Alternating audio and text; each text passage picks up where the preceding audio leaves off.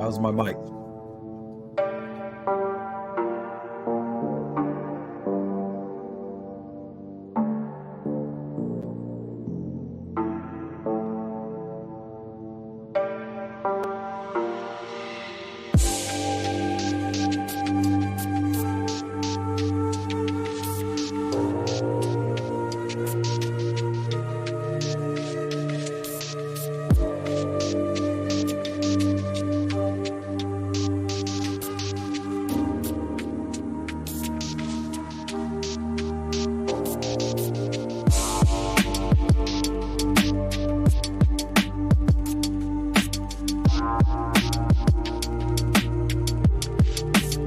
Yeah, the music's pretty loud.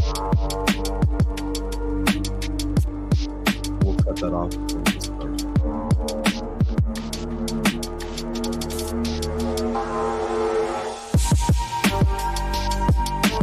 What up, Bill? Bill from Just a Waste of Time. How you doing?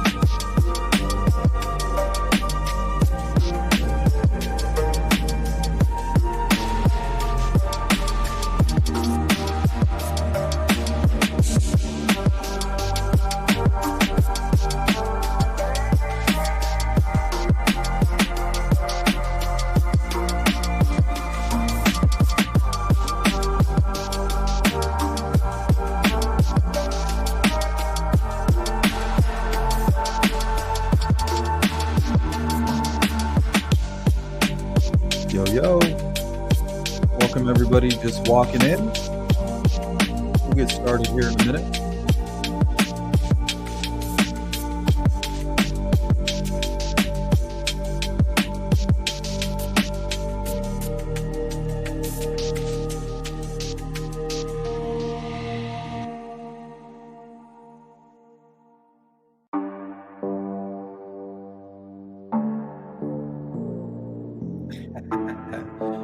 Bust a freestyle.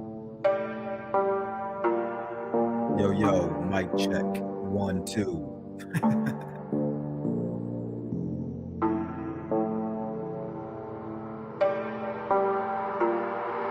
One of these days I'll bust a freestyle for you.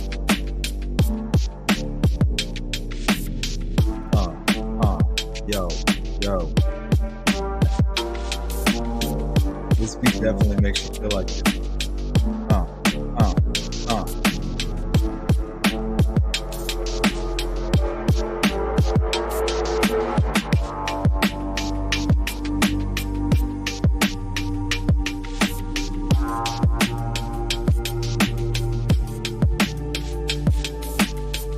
Shout out Seattle, what's up? Hey, Lynn. Follow the ground. Hey, Wendy. Haven't seen you in a minute.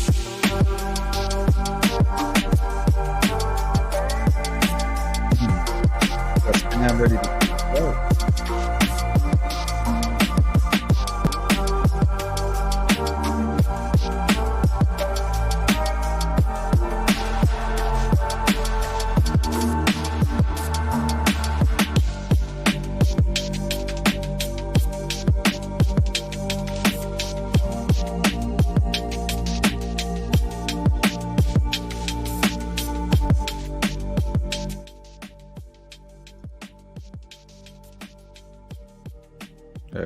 go.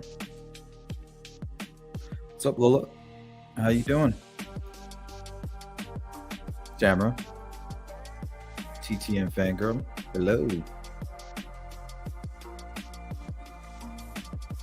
Sundays are never lazy for me. Saturdays are lazy kind of for me. I don't know. I really don't have lazy days. I'm always doing something. I like doing woodwork, farming. I'm an artist.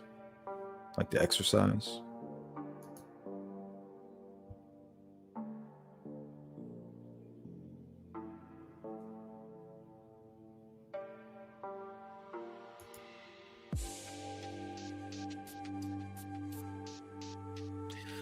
All right.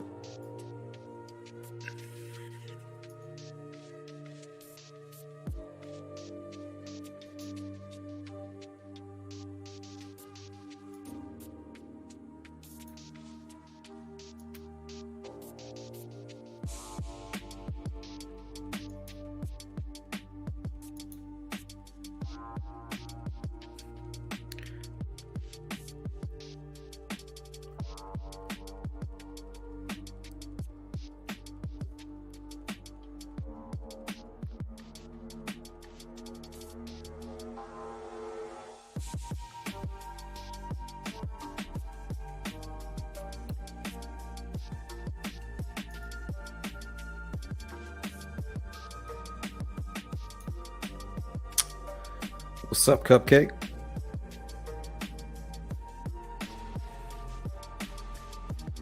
How you doing? All right. Today we will look at confirmed and suspected ritual killings. We're going to pay close attention to the experts as they define exactly what a ritual killing is. We will compare those findings to what we know about the Delphi case.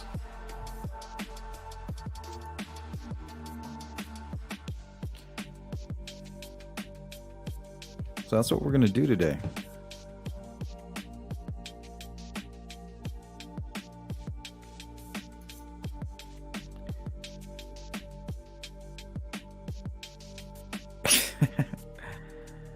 Wow, Martha. Martha Fokker. Bam. Yeah, that's a good little tune right there.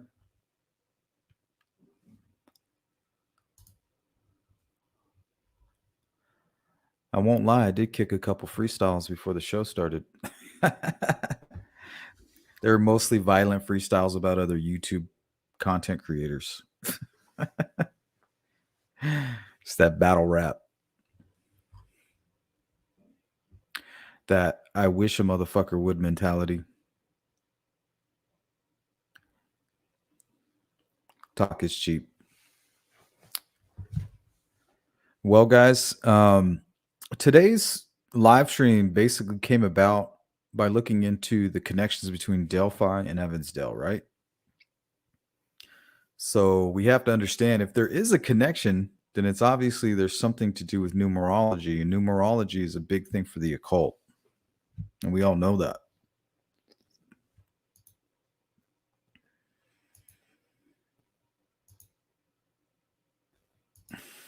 Hey, what's up, Izzy? Hope you're doing okay, man. Haven't seen you around.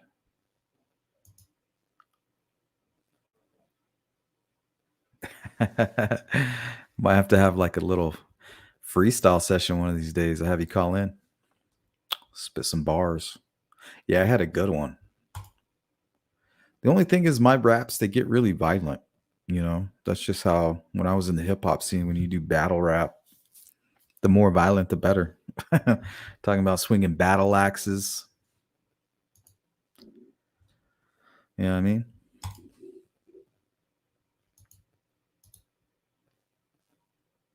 Good to see you, man. Hey, Glenn. I know you're busy. Thanks for joining. Hopefully I caught you right, like maybe at lunch or something. Maybe dinner. Good, Morgan. Your input will be invaluable. Please interject at any point. If you see anything interesting or anything you want to add, your information will be invaluable. So make sure you include that into the chat for people that are going to watch the replay. It's very possible that this case has some type of ritualistic meaning. And that doesn't exclude an Anthony Schatz situation. So in Keegan Klein's transcript, they say, we don't think that you're the killer, but we're almost absolutely 100% sure that you know who the killer is and that the killer was using the profile that you created. I mean, they say that. So if you guys are taking that as Bible, you have to take that as scripture, right? So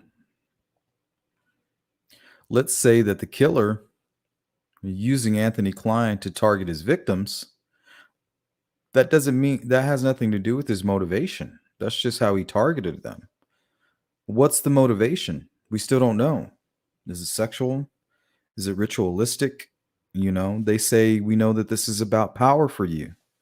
Well, to me, when they say this is about power, I hear ritual. Like you're doing this to gain some kind of power.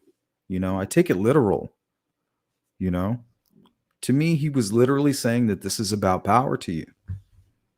I don't take it as some type of psychological meaning like, oh, yeah, of course you killed these two young girls, so of course it's about power. No, I'm saying that throughout these signatures, there's a ritual there, and the purpose is to gain power. And that's what numerology is. Occultists who are radicalized and, go out and do these ritualistic killings to try to gain power, fame, money, basically sell your soul to the devil, so to speak. You know what I mean?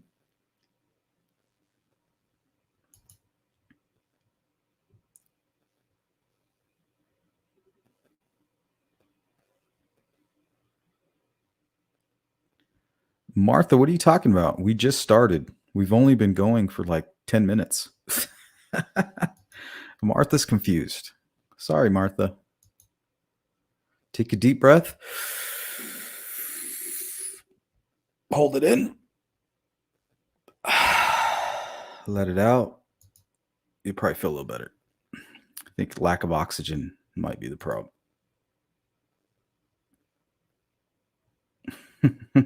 Yeah, polygraph. That is a cool name. It's catchy too. Devil needs children. All right.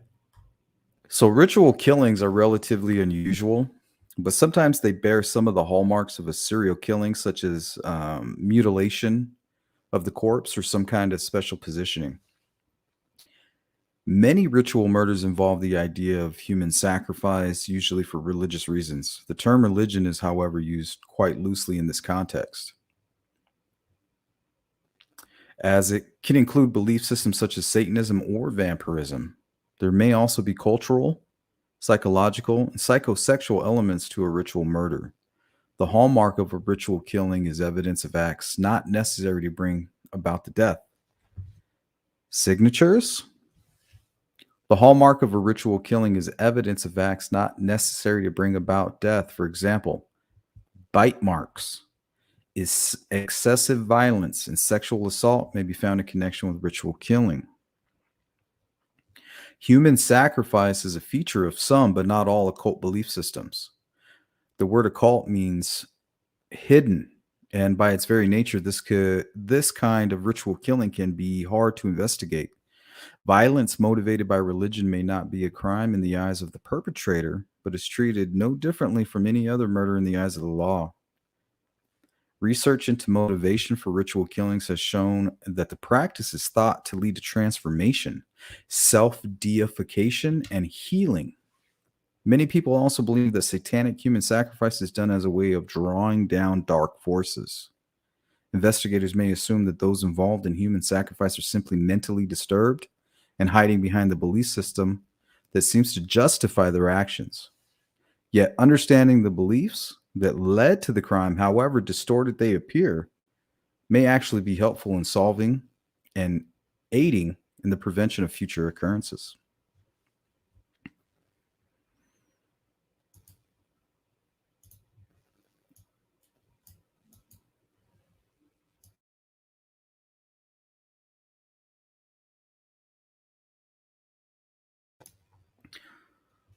What's up, Curly? How you doing?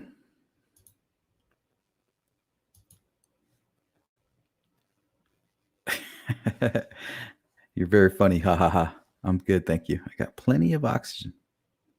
Thank you, Martha. And I'm just having some fun. Sorry, I didn't mean to be disrespectful to you. God bless you too, Martha. I appreciate it. Yeah, we're just getting started. What's up, Seven?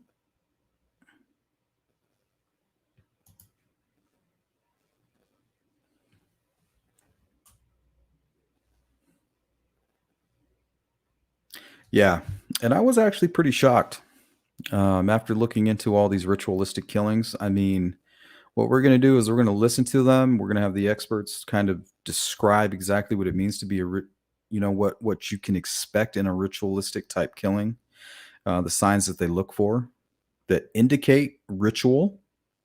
And I mean, it sounds a lot like the Delphi murders. Slitting of the throats, if that's true. Um, the, I guess, staging of the bodies, and also the manner in which the victims are killed. You know how both the girls were killed differently.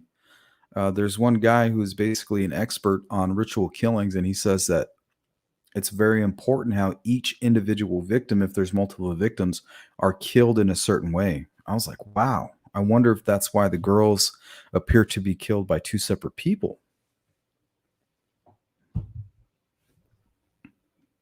And the Delphi case might not even be this complex, but I mean, this is a strange case. It stands out for a reason. And I mean, it's hard to ignore the consistencies here. And that's kind of what we're going to take a look at today. We're not going to make any accusations. We're not going to make any claims. We're just going to keep the case active. We're going to keep talking about it. And we're going to keep exploring different possibilities. I mean, there's nothing wrong with that, right? As long as it's all within, the perimeters of the facts and the information surrounding the case. Thank you, Dee.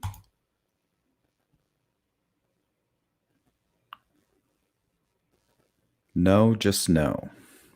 Well, it's funny because when the experts who talk about serial killers and ritualistic killers or killings, they mention that ritualistic killings, it may be the first offense of the people who are committing the crime, but it may appear to be like a serial killer because of the type of crime, the mutilation, the signatures, the slicing of the throat, the things that are not necessary really to commit the crime.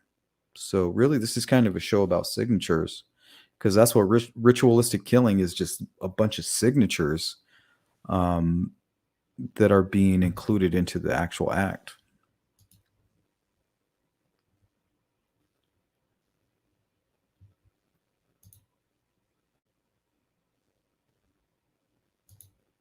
Sup, Purdue? How you doing? Yeah, law enforcement. Tamara says law enforcement has said the crime scene and the girls found were horrific. Yes, and we're going to hear the same claims from these witnesses of these other crimes. We're going to have some officers that give testimony saying, "Hey, I've been in law enforcement and basically criminal investigation as a detective for over 30 years."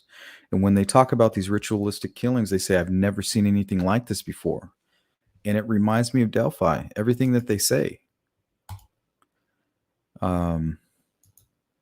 So yeah, I think this is going to be an important live stream. And like I said, the Anthony Shots profile is just a targeting method. If this is something that's actually involved in the crime, whoever used that was just using it as a way to target the girls. I mean, think about it. If you're a predator and you're sitting down and you're doing drugs, or you're sitting with this group of lowlifes, and one of them happens to be Keegan Kline, and he's talking about how he catfishes these girls and he's doing this, he's doing that, that might spark a little light bulb, into some type of killer or somebody who's looking for a target, and say, hey, I might be able to use you for my ritualistic purposes, for targeting my next victim. Izzy says, I really feel like Evansdale is connected. If it seems like it, I mean, there's a lot of similarities.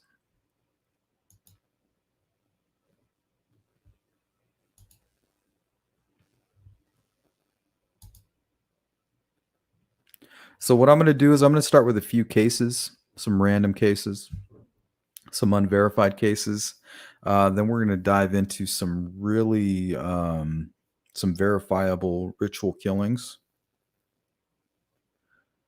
And then we're going to play some information from basically the latest information. I think it has to do with the Ron Logan affidavit and the similarities that were provided in that affidavit to these other ritualistic killings are uncanny, to say the least. The fall of the cabal.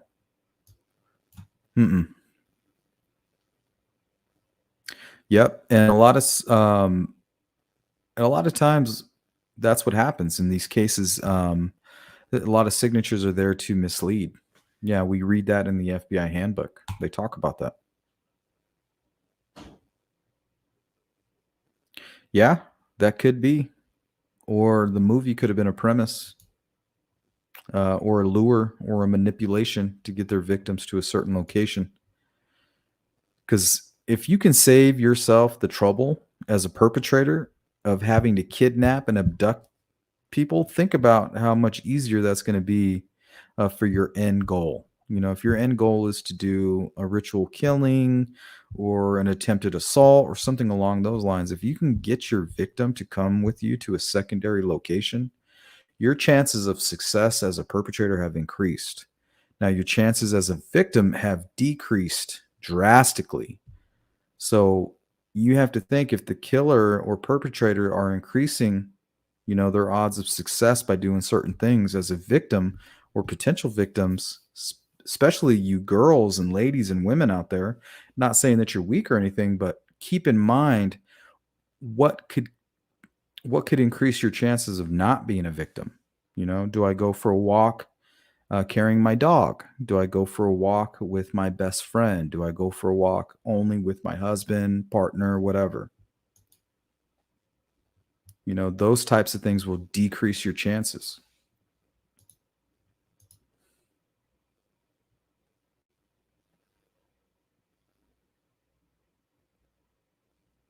Yeah. I mean, I can't solo her says, I wish we knew more about the signatures. Are they real signatures, or did he stage them just to screw with cops? I mean, it's possible, but we're going to hear things about bite marks. We've heard about bite marks in this case. We know that Tony Klein, in a police report, bit his ex-wife in the stomach after assaulting his stepson. You know? So I think all that stuff's important that we talk about it and kind of figure it out, or at least sort it out. You know what I mean?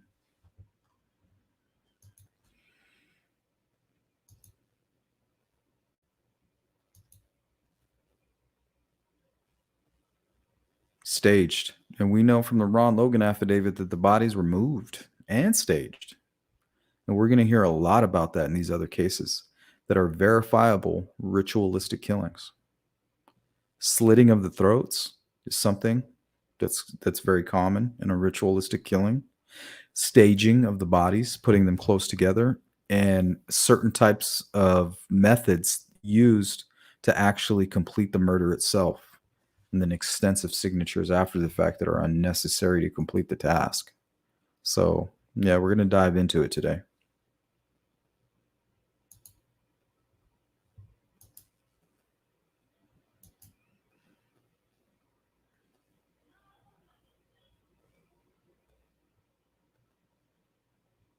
A donation?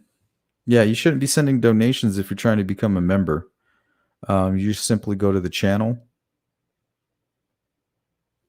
either on your home computer or the browser on your phone.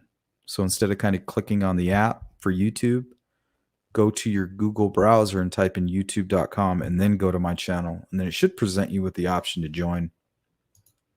Yeah, we're actually going to be a lot more active in the members, and I do things a lot different in the members. We talk about a lot of weird stuff. Like, I mean, I yesterday I was talking about Billy the Kid and Delhi 2, the AI system that basically makes artwork, and how a TikToker was asking it to show him a picture of the last selfie ever. And it was basically showing pictures of the world being destroyed and flesh being ripped off the person who was taking the photo. It's fucked up.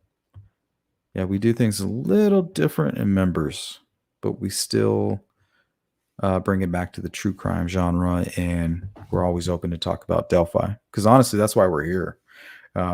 This channel is dedicated to the Delphi case for the most part.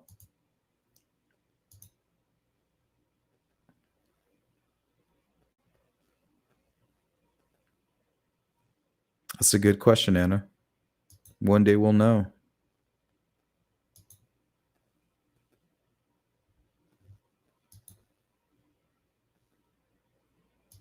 Thank you, D.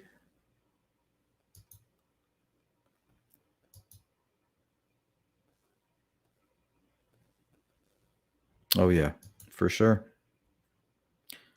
And we're also going to look at the son of Sam also. I actually grabbed a lot of information for him. It's always been a case that intrigued me.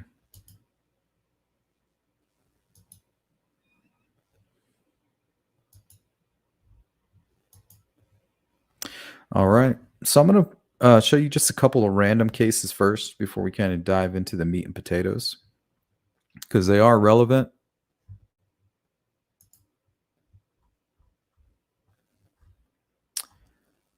So let's get started.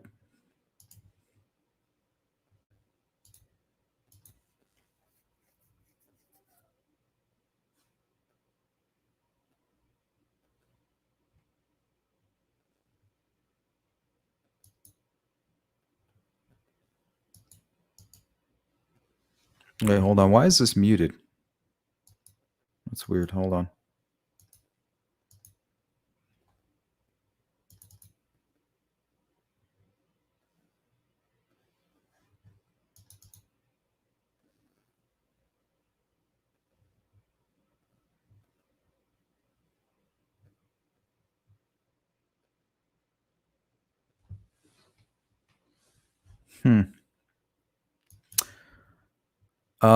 We'll have to find this case again. I don't know what's going on with this. That's weird. It has like no audio. I hope that's not the case with all of these. Oh shit. It looks like. That's horrible.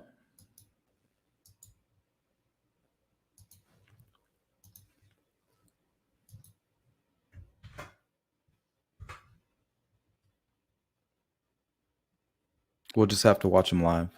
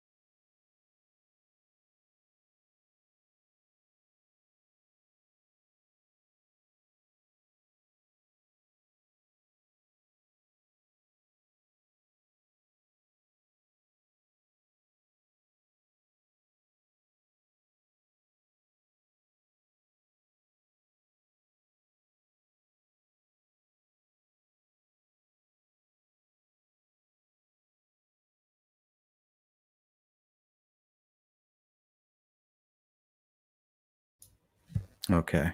So I'm just gonna have to pull up all these links. It looks like about 3 of my videos has no audio. So I have a feeling that's because I was recording a video earlier. I was making a short and I went to my actual mic and then instead of my screen record. But that's okay. We'll just pull up these actual links.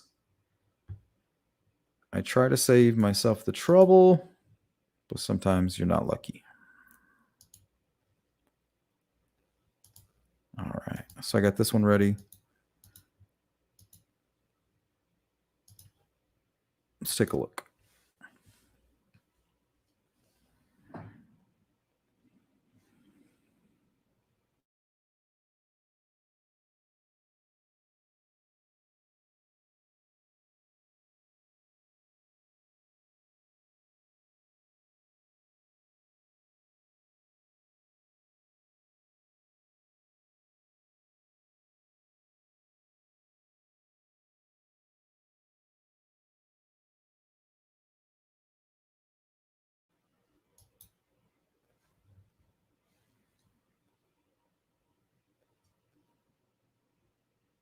Yeah, hold on, guys. I got to figure something out real quick. I'm not getting any audio on anything.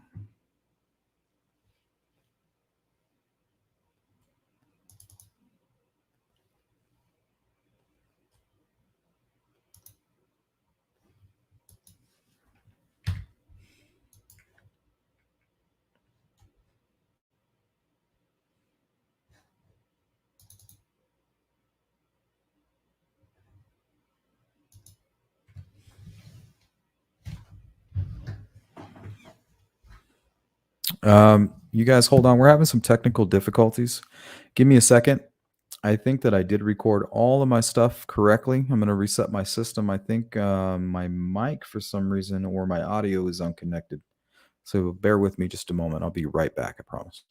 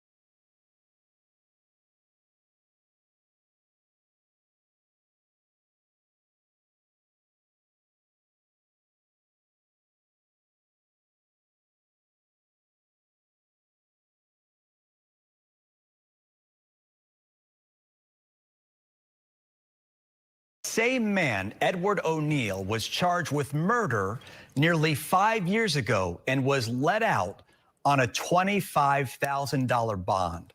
Channel 2 investigator Mario Diaz is live on Houston's South Side, where that 2016 murder occurred. And Mario, a lot of people are outraged over this one.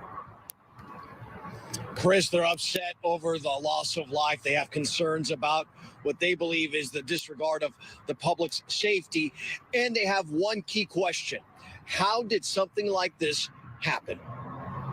This is something that never, ever should have happened. Edward O'Neill, an admitted devil worshiper, charged in a 2016 murder believed to have been the result of a satanic ritual.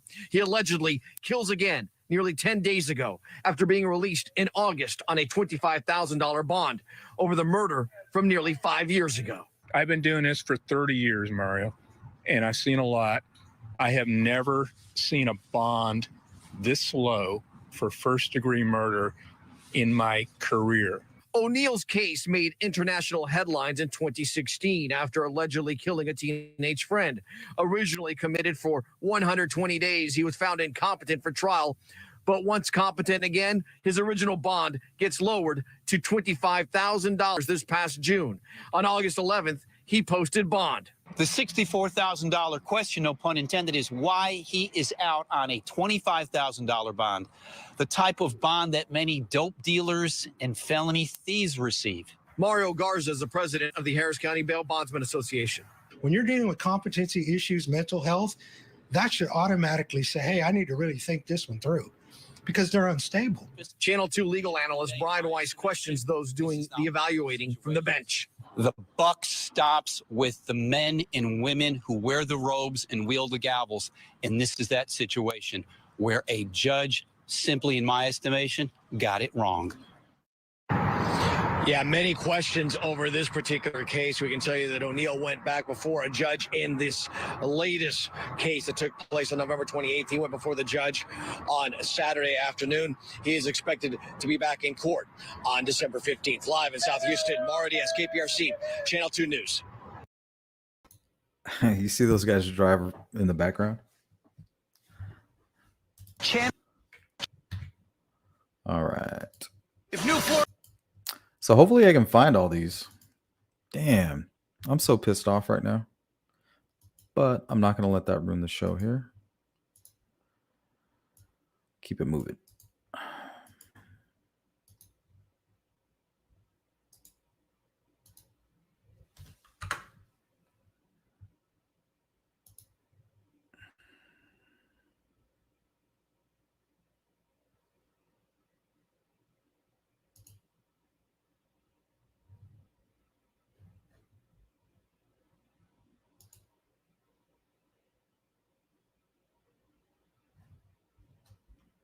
Carpet Giant makes shopping for floors.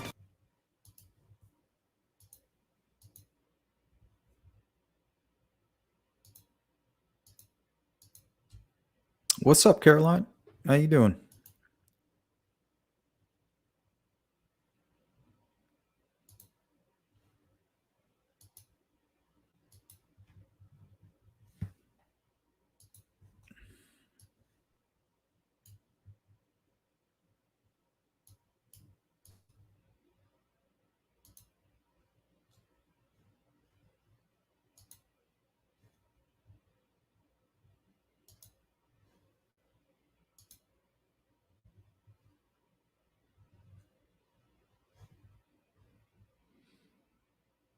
Satanic ritual.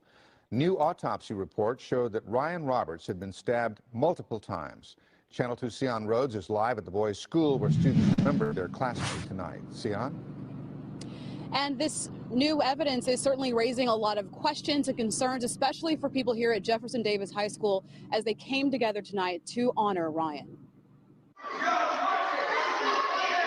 A Jefferson Davis wrestling match Wednesday night turned into a fundraiser for the family of murdered student Ryan Roberts. Coach said that he was going to donate all proceeds made to the family of Ryan for their loss. We're just trying to support the family because we put ourselves in that situation and we think about what we do for our own kids. News of Ryan's death has rocked the school community. Most of us are concerned because, there are so many rumors going on about what's Good thing going I on. saved the Houston police links. say they have a person of interest in the case but haven't named a suspect. Robert's mother says the killer is a friend of her son's, and neighbors claim this house is where that friend practiced satanic rituals. It's It like was Son of not Sam a right there. satanic ritual. He killed my child out of pure anger. Texas EquiSearch found Ryan's body Tuesday morning near 610 and Holmes Road.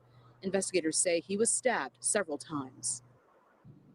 And police still being tight-lipped, but say they do expect to make an arrest very soon. Live on the north side, Sion Rhodes, KPRC Channel 2 News.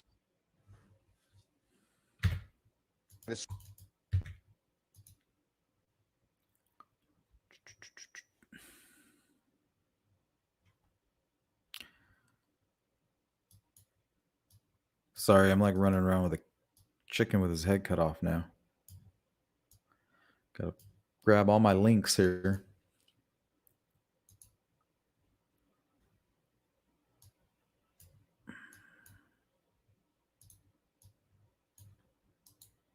All right, this next one's actually really good. This is the one that's going to provide all the information.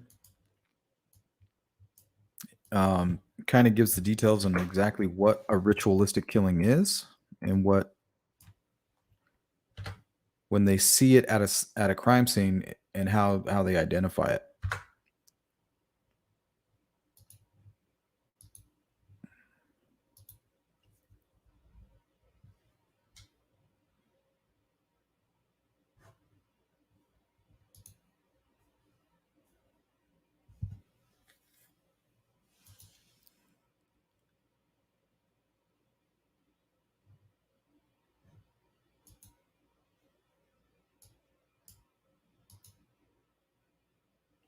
Yeah, David, it's all good. It's just annoying, I was putting this together all morning long, and then I still got to pull it up this way. It's just I'm a stupid. first-time home buyer, and It's my fault, though.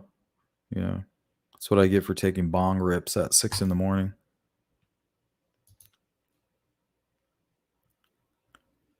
Nice, Curly. I love having you as a member.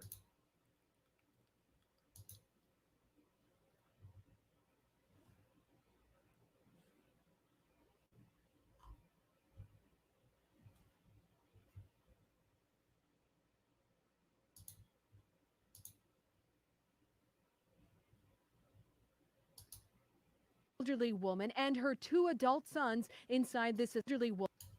All right. The elements of this case are odd at best. The violent deaths of an elderly woman and her 2 adult sons inside this Escambia County, Florida home may be tied to witchcraft. The method, the elements of this case are odd at best. The violent deaths of an elderly woman and her 2 adult sons inside this Escambia County, Florida home may be tied to witchcraft. The method of the murder, blunt force D. positions of Did you hear that? bodies, All right, listen to this. Listen what this guy says. and then our person of interest, method of the murder, blunt force trauma, slit throats, positions of bodies. Slit throats, positioning of the bodies. And our person of interest has some ties to a faith and or religion that is indicative of that. The victims identified as 77-year-old Von Seal Smith, 47-year-old John William Smith, and 49-year-old Richard Thomas Smith. Yeah, All this 3 one's of them low. were killed with a Sorry about small that, hammer. Steffa. All I can't 4 help that. had their throats slit. Richard Thomas also had a gunshot wound to the head. The crime scene was very complex and took several days to work. Investigators have been talking to neighbors who say the family was very reclusive. Richard Thomas Smith worked for the Department of Homeland Security. His position is not believed to be the reason why the family was targeted. There was a sizable amount of cash found at the house. Yeah, you're going to have to turn your volume up on this one. So we believe that we can safely They recorded it low. as the primary motive. So authorities are turning their attention to the possibility that what happened inside this house was part of a ritualistic killing. And it's not the first time we've heard of a case like this. Last year in Houston, A 15-year-old girl was kidnapped and murdered. Her Mhm. killers reportedly committed the crime during Especially a satanic ritualistic ritual. killers, they think they're doing things Authorities for in a good Florida, reason. meanwhile, aren't offering specifics on the type of beliefs or religion that could be behind the triple homicide. But experts say ritualistic killings have very specific characteristics. Each person has to be killed in a particular way. You know, a certain kind of injury has to be inflicted on each person. The bodies have to be put together in a particular way. That's the nature of ritual. If you deviate from that formula, the ritual ceases to be effective. Authorities hear believe that? the victims were killed sometime last week on Tuesday. Their bodies weren't found until Friday. The timing, they say, coincides with last week's blue moon, but authorities have not said how. Alina Machado, CNN, Miami. Okay, so the expert said he was an expert on ritual killings. He said each individual victim has to be killed in a specific way. And then they have to be positioned in a certain way. Staging. So to me, that definitely stood out.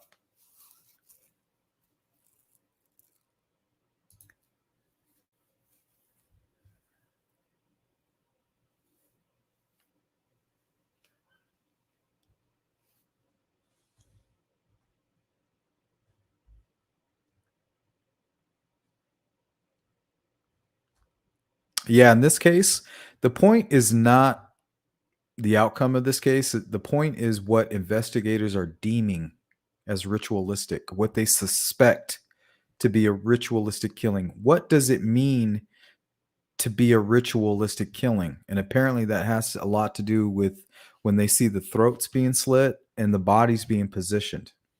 To them, when they see that, their first instincts are this may be a ritualistic killing. Now, this case, I haven't followed up on it, and it may not have turned out to be a ritualistic killing. But the important thing is to listen to the experts.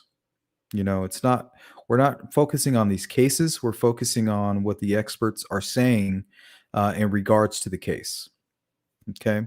So the news clips that I pulled all include some type of an expert or somebody who is an expert on ritual killings.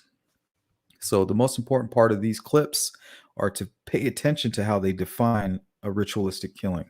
And it seems to be the slit throats, bite marks, and positioning of the bodies in most cases, and specific ways that each individual victim was killed.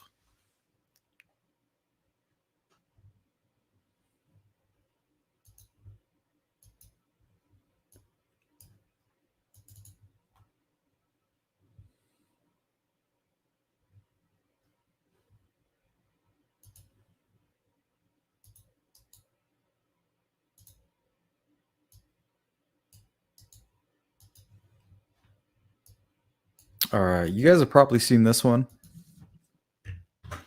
This is the one with the two MS-13 gang members killed the young girl in a ritual.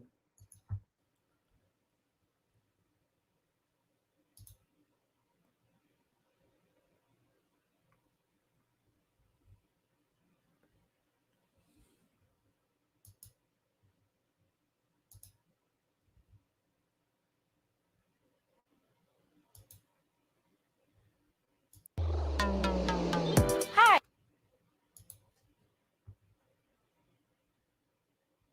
Yeah, sounds a lot like the Delphi murders, especially when you take into consideration it was on the 13th.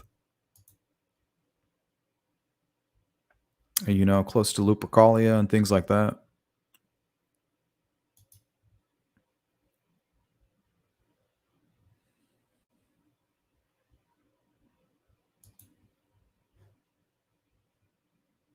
A third victim to a story that is getting international attention. Two men accused of keeping young girls hostage.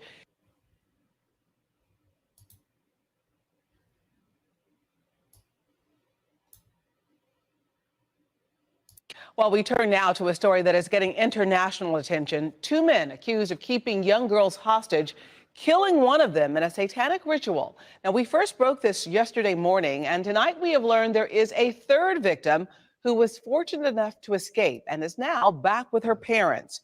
We've also learned that both men confessed to killing the 15-year-old who was executed and then dumped on the street. Tonight, we're learning more about that victim, hearing from her mother for the very first time. Eyewitness News reporter Elisa Rivas joins us live with this all new at 6. Elisa? Yep. Richard Ramirez for sure. The mother of teenager Genesis Cornejo does confirm that it was her daughter police say was killed by the two alleged gang members arrested this week. She has been missing since last month. The mother keeping 2 candles lit in her absence in the hope that she would return home safe, but this week brought heartbreak. Nunca me imaginé que me iba a mostrar una fotografía de ella muerta. She speaks Spanish and agreed to an interview on the condition of anonymity because of the violent nature of this crime. She says last week police showed her a photo of her daughter dead. She first learned her daughter could be in real trouble from one of her daughter's friends who says that her daughter had been held. She hopes the 2 alleged MS-13 members that police say killed her daughter rot in jail, as she says, or receive the death penalty.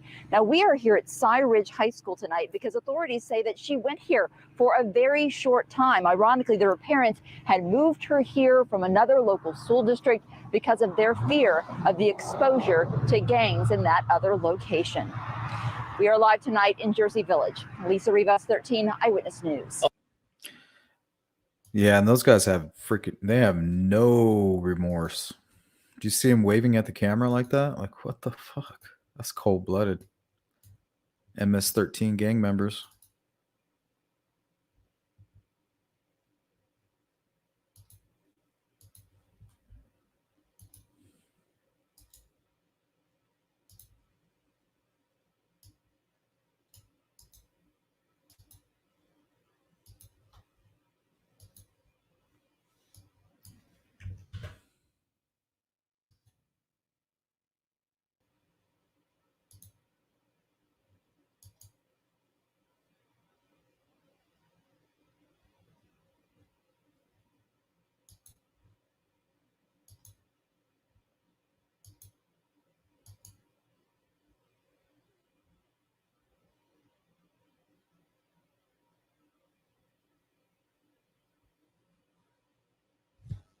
CJK says, it's only recently that I heard about the bite mark. I don't remember where you mentioned it here for Delphi.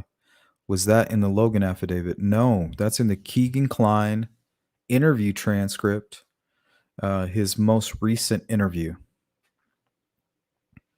They tell him a story, which is actually a story about his father, Tony Kline, where he assaulted his stepson and then bit his mother in the stomach. And then I also think there's another mention of it later on in the transcript briefly.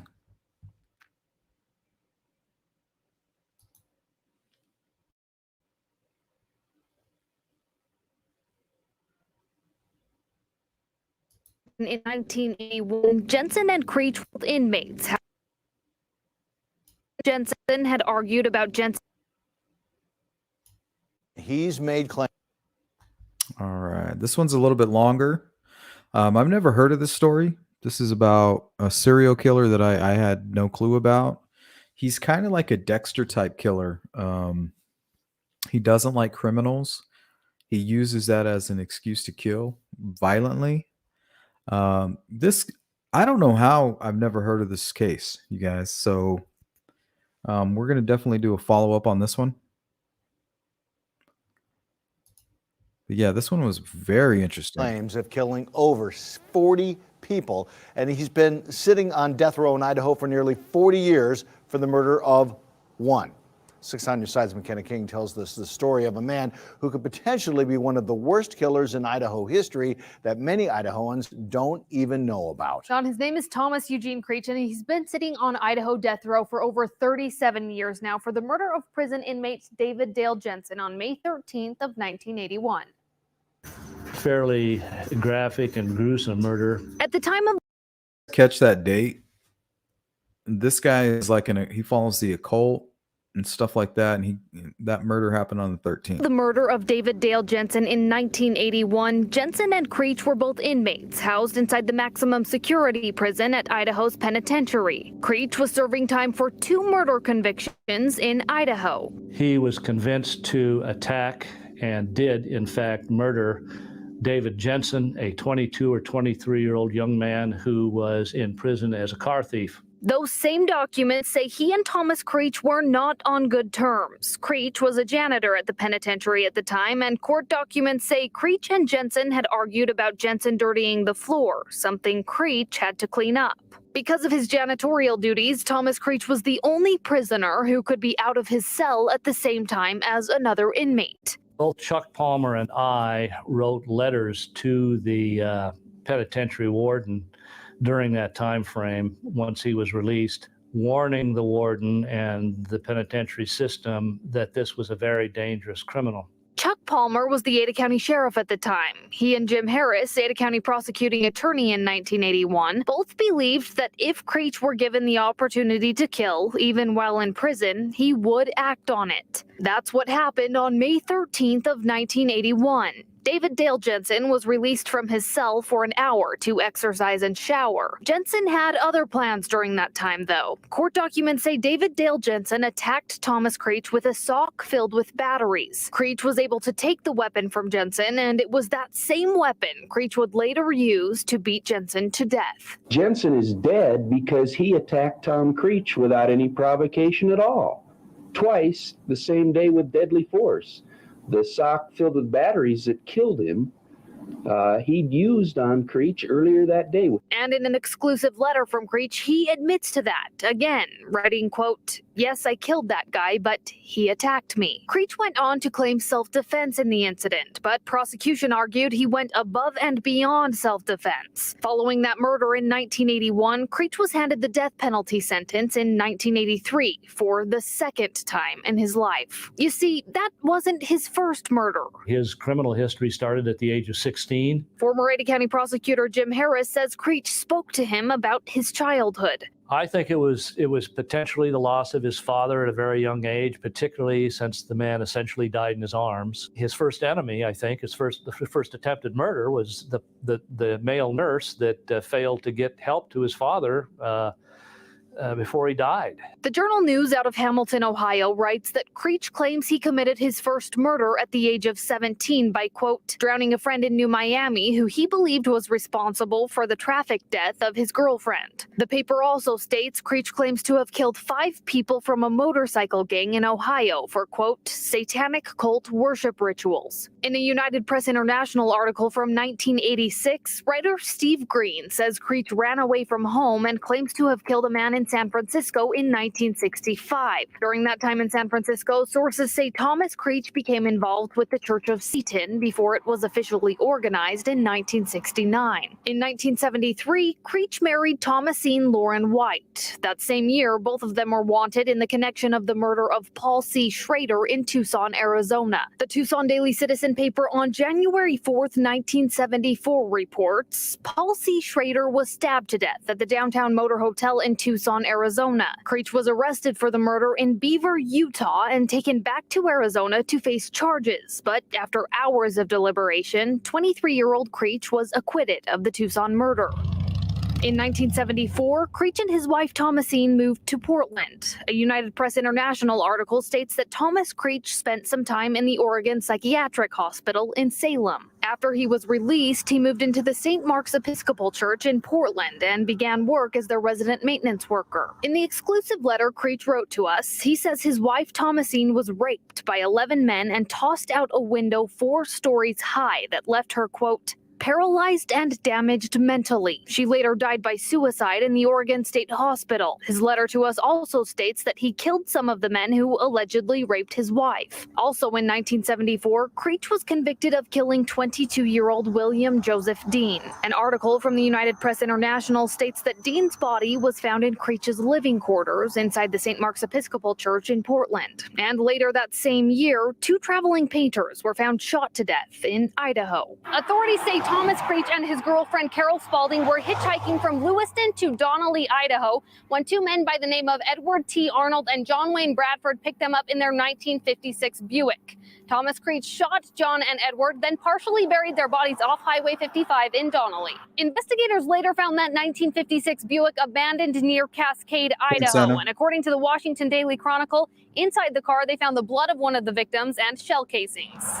The judge in the case, J. Ray Durchie, says Creech denied killing the two in Idaho in court, but admitted to being a mass murderer. Judge Durchie recorded his recollection of Creech's original 1975 trial in an audio recording for the Idaho Historical Society before his passing. It was verified that they did find some of the bodies that he identified for them and showed them where it was.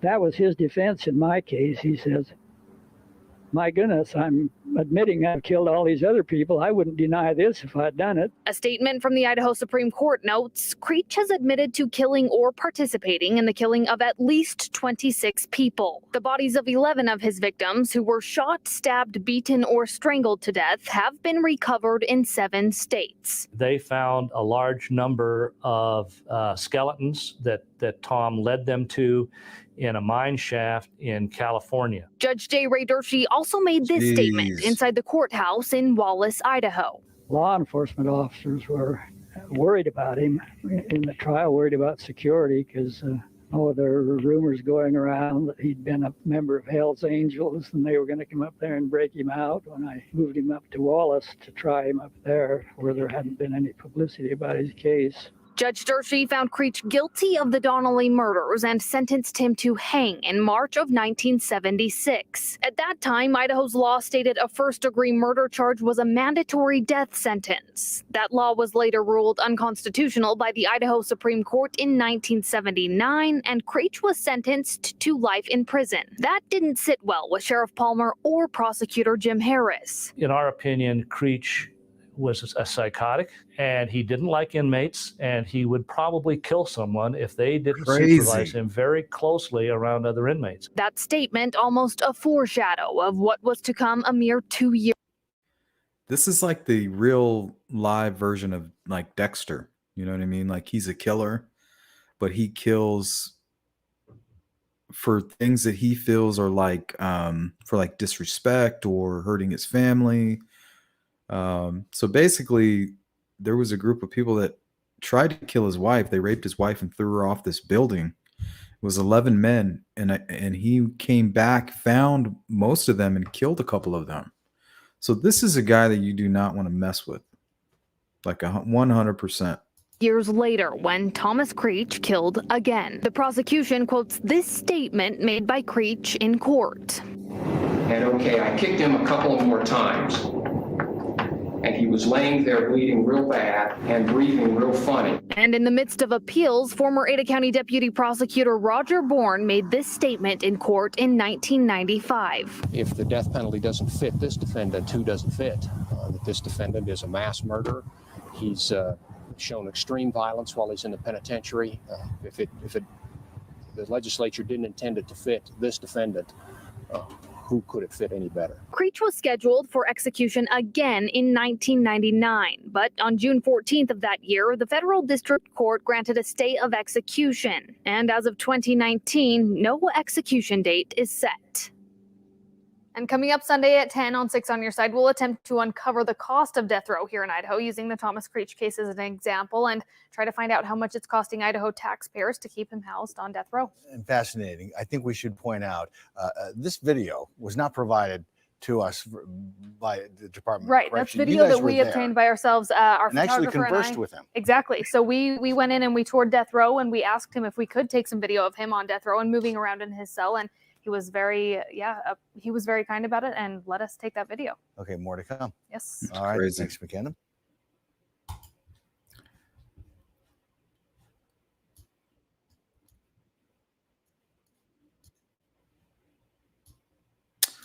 Okay. So it looks like I have only one more video. I think I actually got the audio on this one. Let's see. Nope. Of course not.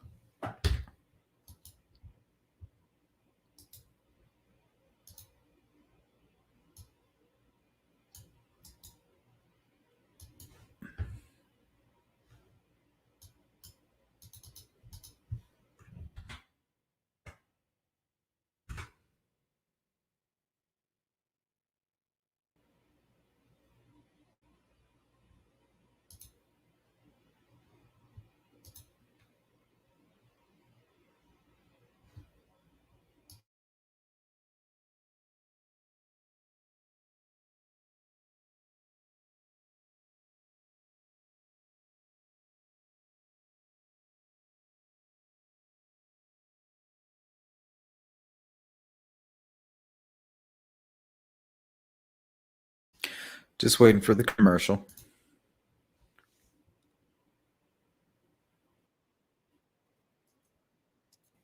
All right, here we go. So this is the updated information from the Delphi case. When Murder Sheets podcast released the Ron Logan affidavit, they kind of went over some of the information from the crime scene about the bodies being moved and staged and things like that. So I want to compare that to what we've already heard in those other media clips.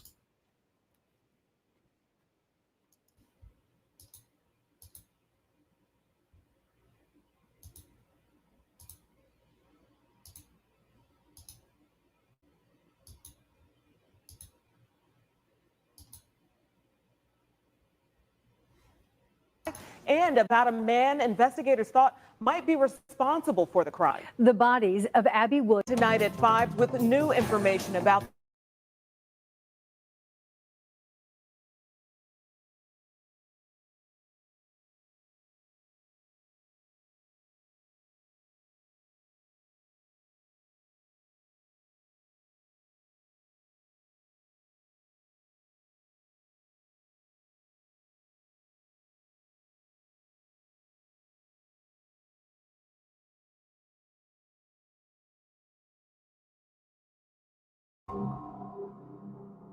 A month after Abby and Libby were murdered, an FBI special agent asked a judge to authorize a search warrant of the massive property where the bodies were found. The property was owned by Ronald Logan, and 13 News was there when officers served Logan a search warrant in March of 2017.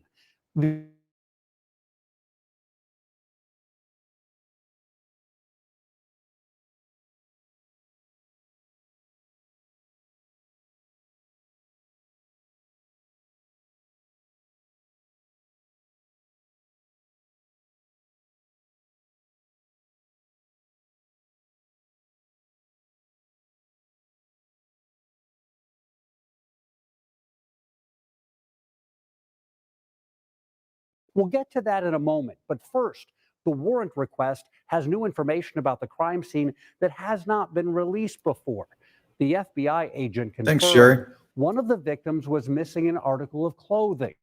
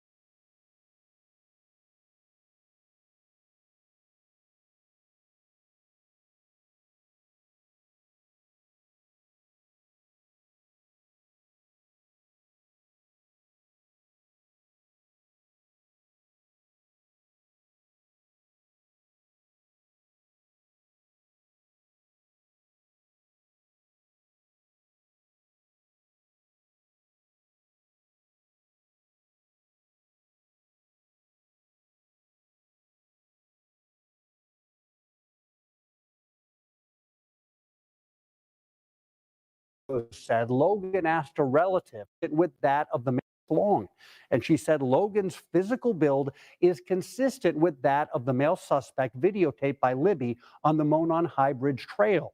Logan's voice is not inconsistent with that of the person in the video.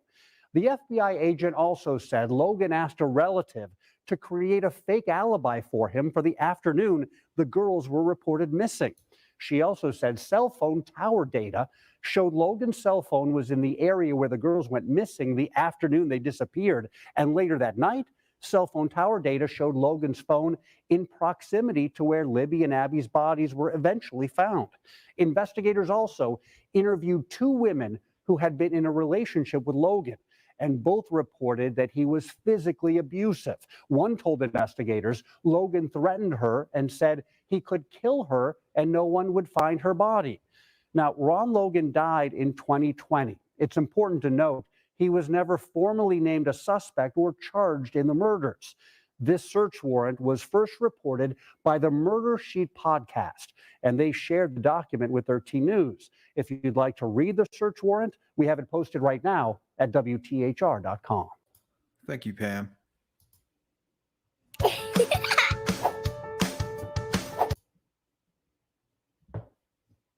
So that was all the content that I collected for you guys. And then I wanted to kind of hang out and hear your opinions on this. Sorry it wasn't as organized as I planned to. So no big deal. You know, sometimes you just got to search down those links.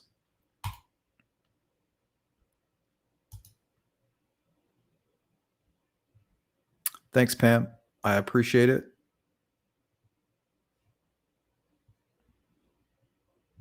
Means a lot.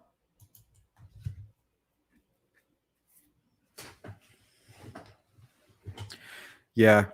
Psych patients seems like they would be extremely interesting. You know, just to kind of watch them interact with others, communicate with them.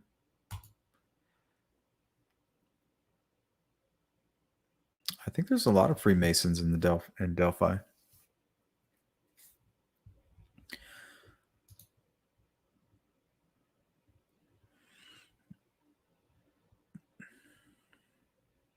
I hope so, Rain Dancer.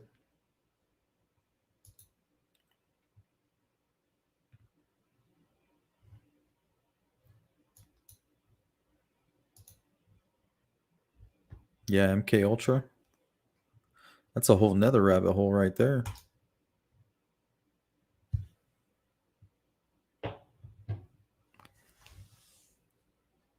Yeah, imagine if you were flying the wall in some of these nursing homes. Oof. There was a story I was reading about a nursing home where there was an elderly woman who was basically comatose. And she's been comatose for like the last 20, 30 years. You know, the family was just basically paying to keep her on life support and things like that. And then out of nowhere, she became pregnant. You know, this was an older woman. I think she was in her 50s at the time, if I'm not mistaken, 50s or 60s. And she became pregnant somehow, of course, because she was being raped by one of the workers there who was working the later shifts, and gave birth to a child. And now the family of this person is raising this child. Oh, man.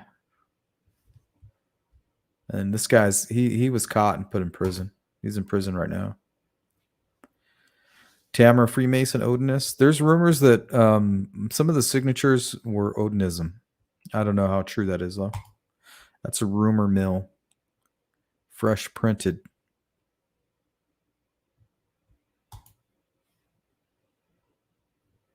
Yeah, but from the beginning, I wondered, you know, you can catfish somebody. But what's your motivation? Like, we don't know what happened. We don't know if the girls were sexually assaulted. Was that the motivation? Could be. We don't know. We don't know who the killer is. You have to identify the killer before you know what the motivation is. You know what I mean? Unless they left a note.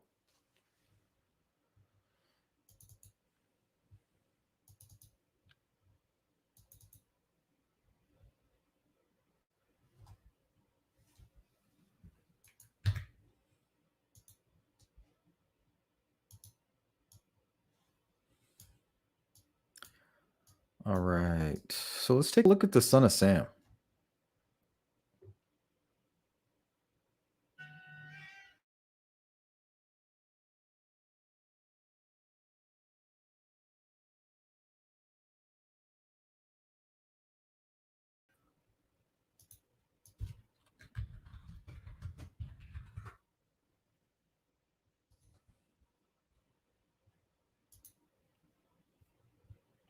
Polygraph says, yes, Sleuth, I do remember the story, and I believe that he was an illegal immigrant. What story? Son of Sam? No, he was not an illegal immigrant.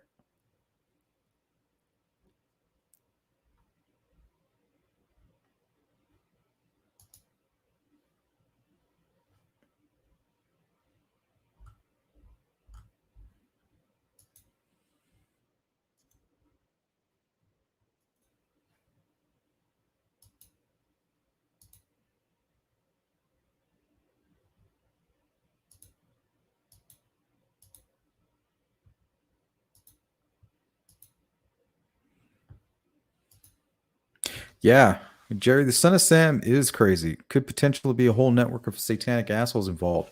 Yes. This case is. This is a crazy case because they're at one point, the son of Sam, Berkowitz, actually said, yes, I wasn't the only one out there doing this, you know. And right now, there's a great YouTuber. God, I wish I can remember his name off the bat. I do subscribe to him, but he's going over that conspiracy, and it's really not that much of a conspiracy with all the evidence that he has. Apparently, there's multiple shooters. There was a satanic cult, ritualistic killings, and they were basically killing to gain power from their deity, you know. Crazy.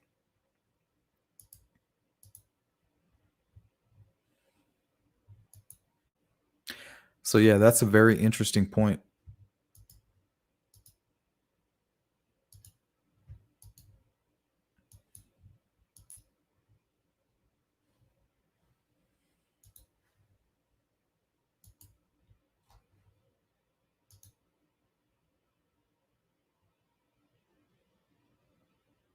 Oh, the one where they thought it was a ritualistic killing and the elderly lady was raped and some throats were slit at the beginning of the show, Rusty. Yeah, I think Stefa, weren't you the one that corrected us on the outcome of that case? Yeah. So what stood out to me was the experts, and that's kind of what I want you guys to focus on. Before these cases were solved, they called in the experts, and the experts say yes. Typically, when we've seen things like slitting of the throats, bite marks, staging of the bodies in a certain way, they tend to suspect ritual. Neighbors describe him as. I want to read this comment here. Dave says, the problem I had with the gang/drug revenge is this crime happened on a trail, middle of the day. Well, yes, it happened on a trail, middle of the day, to two girls that could have been advertised. Okay. So let's just think, let's just use common sense if we're going to look into that, you know, potential revenge or whatever with Derek or their, you know, the father of Liberty. And there's no evidence to even point at that. We're just going to entertain the idea. This is like a super conspiracy. We're entertaining it for the sake of discussion. Okay. So let's say there is somebody that's seeking revenge on Liberty's father. Okay. So we all know that he went out and he was busy that day. He went out to do some work, take some photographs. Okay. And then we also know that at the parking lot, I think it was Cheyenne, she may have stated that she believed that she did witness Derek there, and it looked like, or that she witnessed somebody there, and it appeared that there was, to her, it looked like a drug deal. You know what I mean? So I don't know what that means. It could mean nothing. I really have nothing to back that up. But to me, if somebody, I don't see any reason for somebody to make something like that up. But I'm just saying, I don't know if it's fact or not. But regardless, you know, if somebody was seeking revenge, and for whatever reason, let's say Derek was leaving, he's like, yeah, you know, I'll meet you at the bridge, but I'm going to be busy for an hour or two, you know, but while I'm out, my daughter and her friend are going to be out there, and then I'm going to go pick them up. I'll meet you there when I go to pick them up. Is that cool? Okay, let's say the person that he says that to calls whoever has a vendetta and says, hey, look, I got information, you know, give me some money. I'll give you the information. The person that you've been asking about is his kids are going to be at, his daughter will be at the bridge at a certain amount of time, and I'm supposed to meet them there. Okay, let's say the killer takes that information and drives directly to the bridge from, let's say, Kokomo or whatever, like a Ellis type character, you know, because we don't know. There was a lot of these drug busts. There was a lot of activity. FBI, they were doing a whole, like, they were like cracking down on drug activity in that area. It was a big deal. I did like 3 shows on this. There's tons of information online about how they were cracking down from January to early February. Basically, the entire month of January of 2017, they were working with the FBI. They were working with the ATF, I believe, and state police, and they were doing these raids. So what they would do is they would bust these people with meth, and then they would say, hey, we want, if you give us the main guy, we'll give you leniency.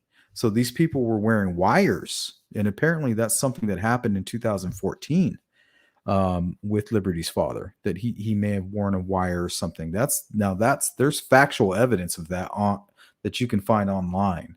And that's the only reason I'm mentioning it, because I can prove it to you,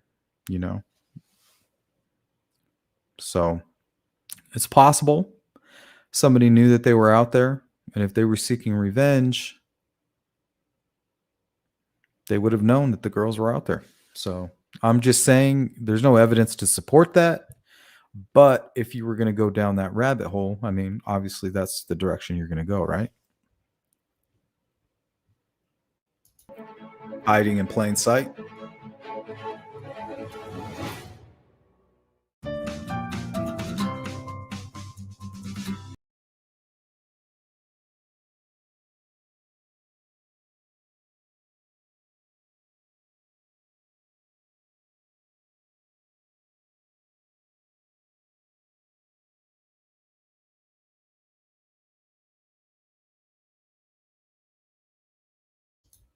All right, guys, let's kind of dissect all this information and break it down for the next 15 minutes, and then we'll go ahead and end it there. Let me pull up some of the David Berkowitz letters that he sent. I forgot that I had these. Hold on.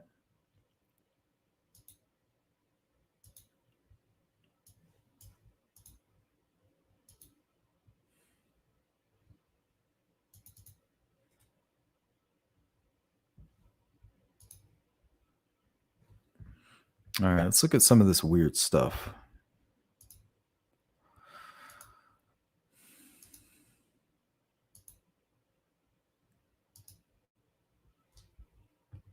Look at that symbol.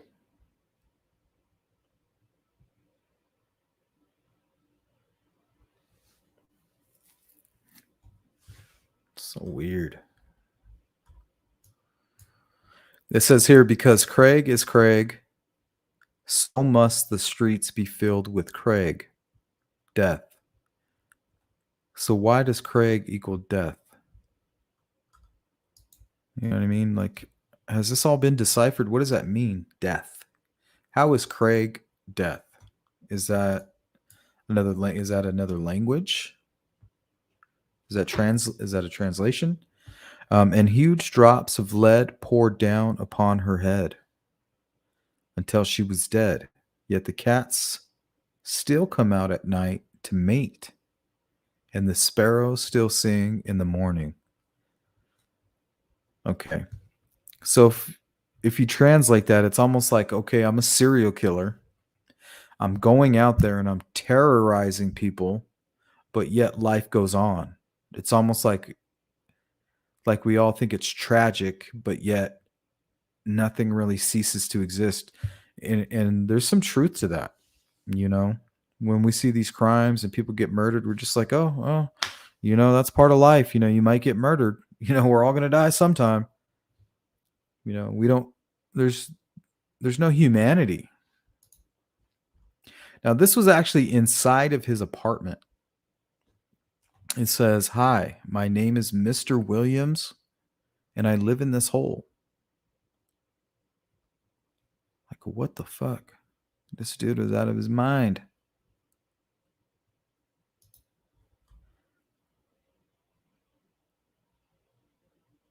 Elsie programmed to kill. However, to stop me, you must kill me. Attention all police. Shoot me first. Shoot to kill. Or else keep out of my way or you will die. Papa Sam is old now. He needs some blood to preserve his youth. See that? To me, that's ritualistic. That's what he's kind of explaining there. Papa Sam is old now. He needs blood to preserve his youth. Blood, sacrificial blood, right? He has had too many heart attacks. Too many heart attacks. Ugh, me. Who it hurts, sonny boy. I miss my pretty princess most of all. She's resting in Our Lady's house, but I'll see her soon. I am the monster, Beelzebub, the chubby behemoth. So Beelzebub is just another word for Satan. Lord of the Flies.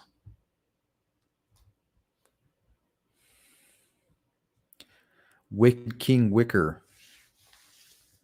I am deeply hurt by your calling me a woman hater. I am not, but I am a monster. I am the son of Sam. I am a little brat. When Father Sam gets drunk, he gets mean. He beats his family.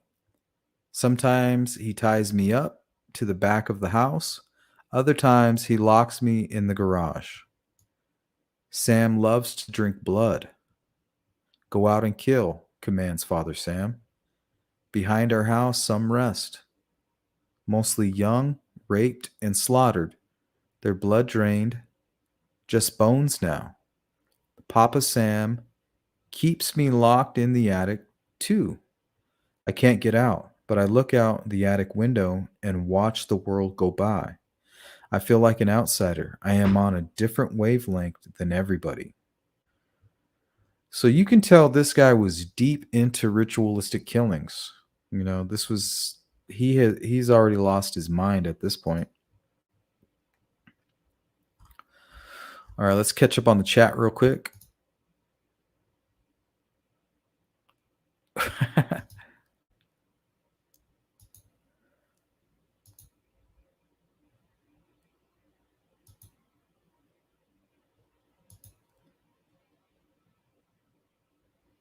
Yeah, supposedly it was Derek sitting in Tara's car and somebody came up and met him. So Cheyenne apparently reported that when she noticed Derek in a car, when she got out of her car, or to get back into her car, one or the other, she said it looked like a drug deal. So I'm not trying to point that in any direction. That's just a piece of information that's out there. But anything could look like a drug deal. You can meet your friend and, you know, you can be asking for your shoes back. And if it's in a public parking lot and you can't hear what's being said, it's going to appear like a drug deal. Or, you know, if you're meeting somebody there and you're trying to figure out where your daughter is, you know, it could look like a drug deal. But I'm just curious to what specifically about that situation made that person feel like it was a drug deal. And who were they meeting? What was going on? Was it a drug deal? Did they just get done committing a murder and then sell drugs to the person? I mean, that would be some cold-blooded shit right there.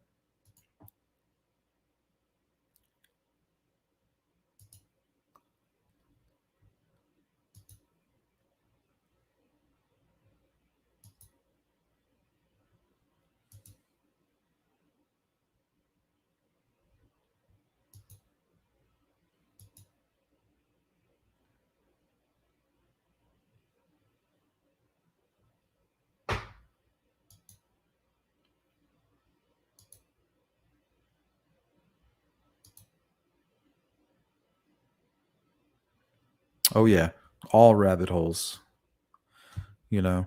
But I may only peek my head in a few. If it doesn't look like a rabbit hole and looks more like a shithole, I'm not going to stick my head any deeper. Yeah, Son of Sam was a monster, and it could have been a group of people. There's a lot of evidence, and even Berkowitz himself said that he wasn't working alone.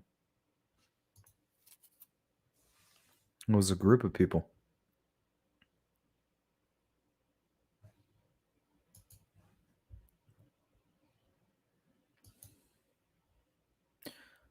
Bill asks, have you seen the documentary Son of Sam? It presents a theory that the killings were done by multiple people. Yep, I have. I subscribe to that theory. Honestly, there's a lot of information, and I wouldn't subscribe to the theory if it wasn't for Berkowitz himself coming out and saying it, and then all the different information, and then the sketches. There's like different sketches and stuff. Really strange.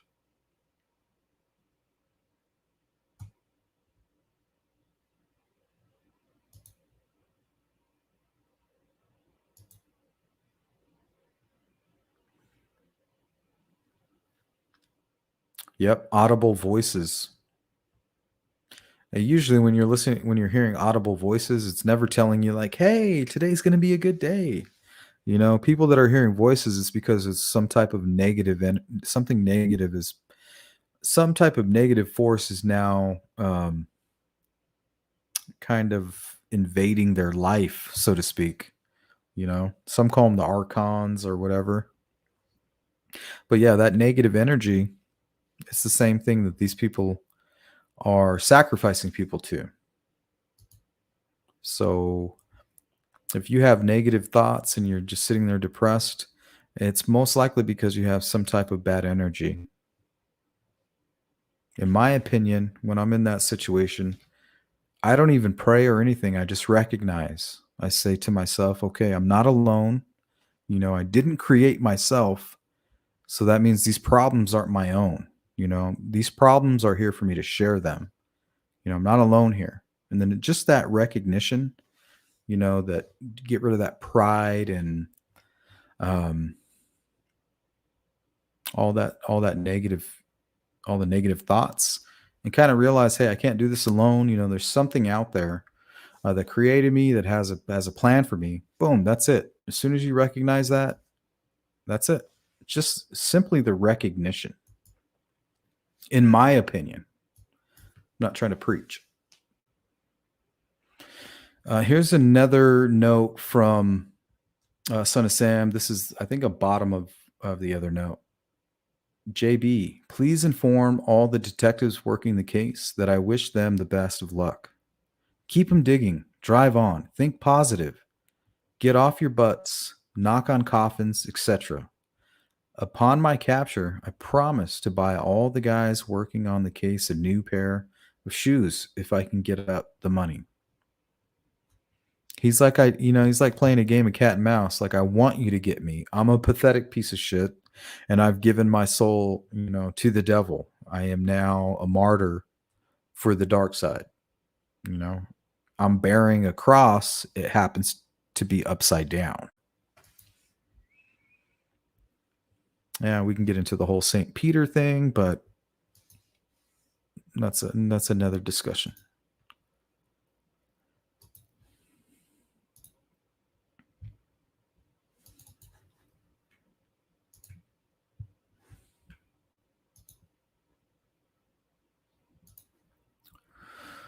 All right. That's pretty much going to wrap it up, guys. We're going to hang out in the chat for another 5 minutes, and then we're going to get out of here.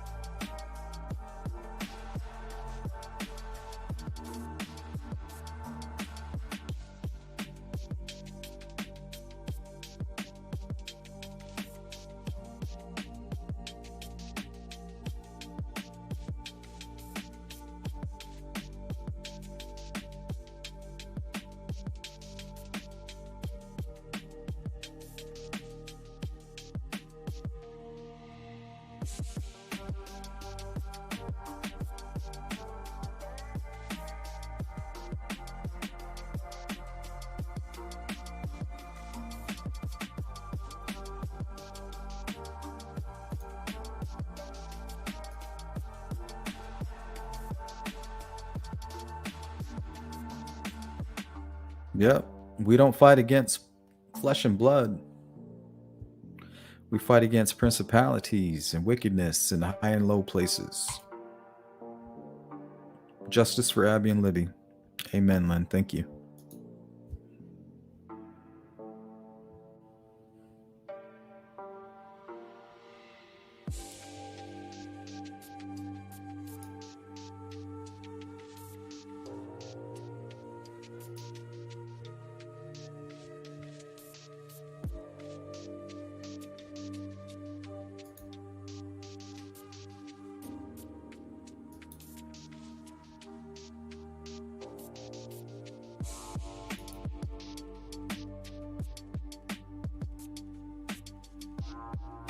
Yeah, I want to thank everybody for joining me, hanging out.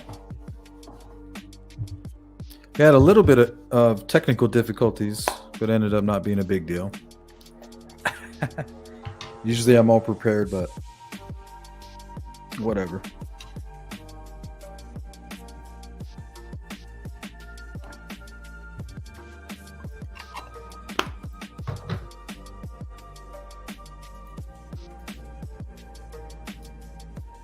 You got it, Vanessa. It's always good to see you. What's up, Stacy?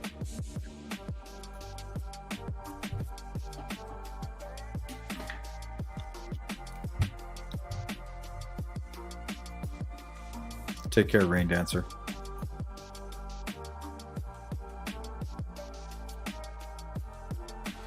Father, we need positive change in the Delphi case of Abby and Libby. We pray for swift justice for these girls. In precious name of Yahshua. Amen.